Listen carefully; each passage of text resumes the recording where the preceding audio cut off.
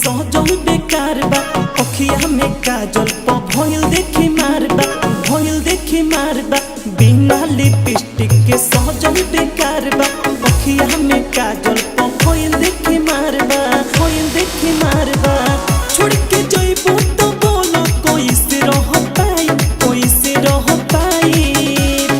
ऐसन का अरे पगली अरे सोनामा अरे जनुमा हम कैसे जी पाई कोहना तोरा बिन हम मर जाई अरे पगली हम कैसे जी पाई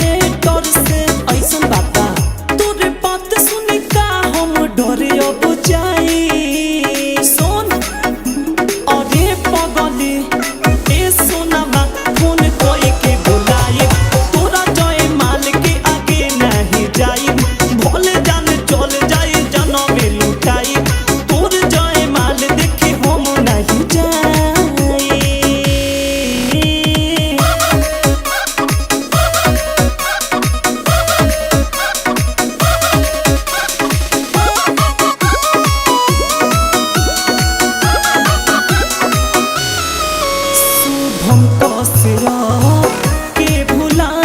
जई है आर्यन मावी भैया के दिल में आ जई है राइटर रोहित के भुला जई है